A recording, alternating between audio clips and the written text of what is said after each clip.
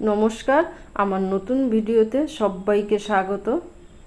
আজ আমি যেই সেলাইটা করছি সেটা হচ্ছে আমার স্কুল জীবনের একটা সেলাই, সেটা হলো ভরাট সেলাই।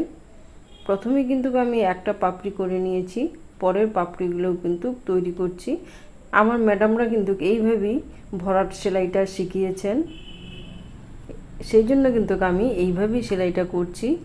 ম্যাডামরা বলতেন যে প্রথমেই যদি যোগ বিয়োগ যদি না পারো তাহলে তোমরা গুণ ভাগ সেলাইটা কিভাবে করবে, সেই জন্য কিন্তু এইভাবে সেলাইটা করিয়েছে। আমিও কিন্তু এইভাবেই করছি।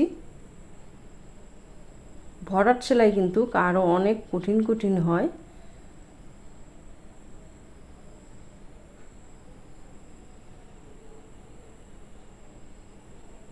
যে কোনো সেলাই কিন্তু মাঝখান থেকে করলে কিন্তু সেলাইটা ভালো হয়, সেই জন্য কিন্তু আমি মাঝখান থেকে সেলাইটা করছি। এখন এই সাইডের সেলাইটা হয়েছে, আমি কিন্তু ওই সাইডের সেলাইটাও একইভাবে করে যাব।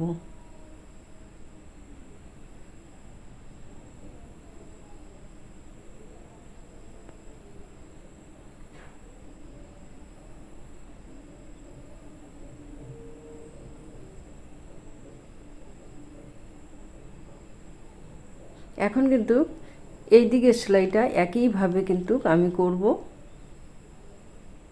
সব সেলাই কিন্তু বলে বোঝানো যায় না, দেখে দেখে কিন্তু শিখতে হয়। এই সেলাইগুলো কিন্তু যত উঁচু ক্লাসে ওঠা যায় তখন কিন্তু এই সেলাইগুলি করতে দিত। তখন কিন্তু এইভাবেই সেলাইগুলো করতাম, তাই স্কুল জীবনের কথা ভীষণ মনে পড়ে। সেই কথা ভেবেই কিন্তু আজ এই সেলাইগুলো করছি।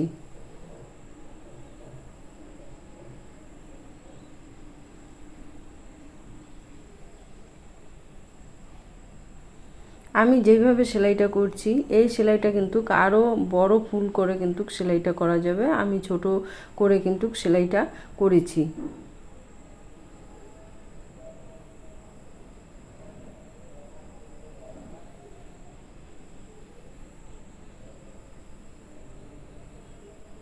এইভাবে কিন্তু আমি সবগুলো পাপড়ি কিন্তু সেলাই করব একইভাবে।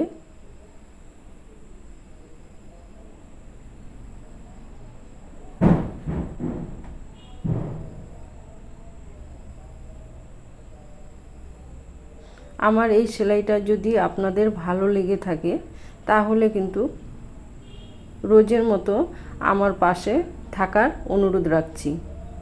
যারা যারা আমার পাশে আছেন তাদেরকে আমি কিন্তু অনেক অনেক ধন্যবাদ জানাচ্ছি।